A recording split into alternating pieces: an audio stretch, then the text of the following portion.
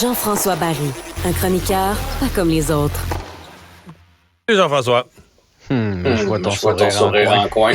Ben non, j'ai pas de sourire en coin, mais on savait que ce serait pas facile pour le Canadien hier. Ce qui m'inquiète surtout, mais même les matchs, les victoires d'avant, il me semble que l'histoire se répète mot à mot identique. Là. Des problèmes en avantage numérique. L'équipe la plus punie de la Ligue, même si elle n'est pas robuste. Il me semble que c'est identique. La difficulté à marquer des buts dès que l'équipe est grosse un peu.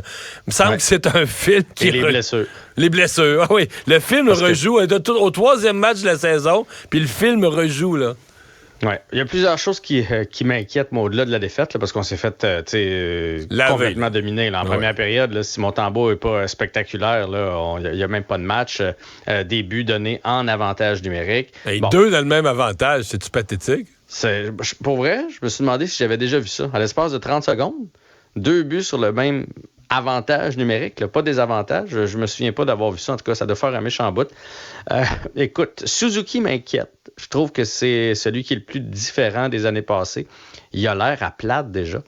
Il a l'air, il est pas imaginatif comme d'habitude. D'ailleurs, on l'a vu manquer sa feinte quand il est allé en tir de barrage là, à Toronto. Il a même pas lancé.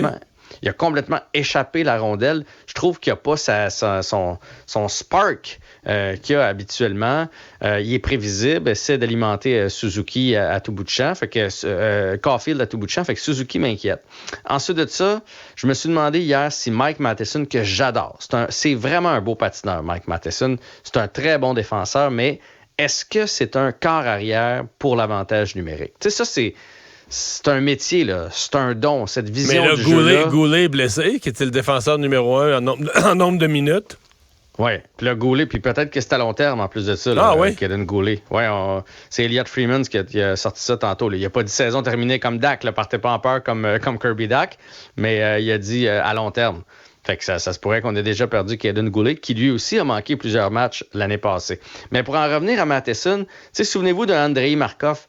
Il n'était pas spectaculaire, il n'y avait pas le patin d'un Mike Matheson, mais le don d'être capable d'envoyer autant le jeu à gauche, le jeu à droite, d'ouvrir, parce que c'est lui un peu qui ouvre le jeu, de temps en temps trouver la ligne de passe, trouver la ligne de tir, puis lui, sa passe doit être super précise, parce que si on veut décocher sur ce qu'on appelle le one-timer, là, sans arrêter la rondelle, il faut qu'elle soit à bonne place. Elle est trop en avant, elle est trop en arrière, on ne sera pas capable de le faire. Donc, il y a une espèce de synchronisme à aller chercher là. Puis autant que je l'aime comme défenseur, autant je trouve que c'est une belle acquisition, autant je me demande si c'est le corps arrière dont on a besoin.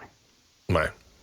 Puis l'avantage numérique ne marche pas. En fait, l'avantage numérique, il va falloir qu'on améliore notre défensive en avantage numérique, pas s'en faire marquer à 54. Ouais. On pourrait peut-être se parler, parce que là, je sais que le temps nous bouscule un peu, de Alex Burrows demain, depuis qu'il est à Montréal. L'avantage numérique est combien sur 32?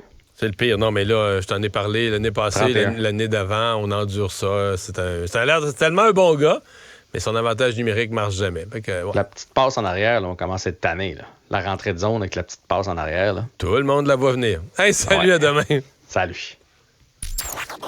Mario Dumont.